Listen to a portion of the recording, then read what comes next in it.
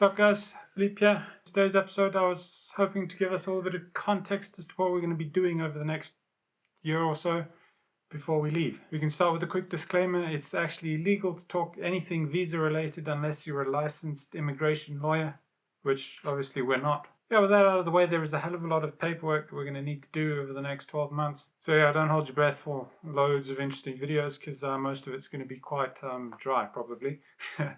But it will give you a good idea of what's involved in immigrating to New Zealand or just immigrating to another country in general. It should give you an idea of the amount of bureaucracy involved. There's a lot of personal documentation that we're going to need to get. Unabridged birth and marriage certificates, passports. Obviously we'll need to apply for a visa at some point. Yeah, there's a whole bunch of other stuff we'll need for a visa application, including things like medicals, tax clearance, police clearances. I think depending on the visa we might need, we'll need to prove our English proficiency, which means I think Yola definitely will need to write an English test. I can prove that I did go to an English primary school and high school here.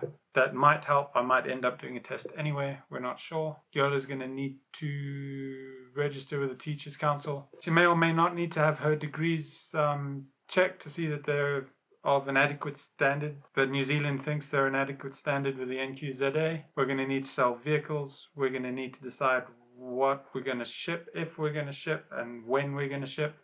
We'll need to buy plane tickets, obviously, at some point. We're going to need to save up a lot of money because, well, it's going to be expensive. So yeah, loads of fun stuff.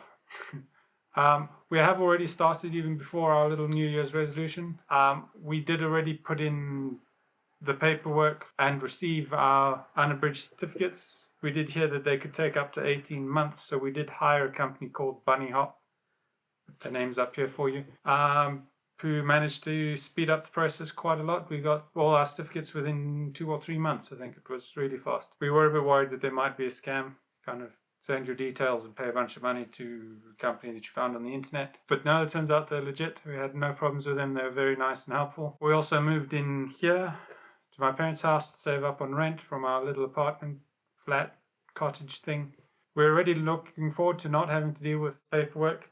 We're dreading having to deal with anything to do with South African Home Affairs because that's always loads of fun. Yeah, I can put up a list here if you like of some of the stuff that we're going to need to do. So a whole long list. And some of those things on this list even have a little list of their own of things that we need to do to even cross off that thing on the list. So yeah, most of this is probably going to be a bit dry and boring over the next 12 months.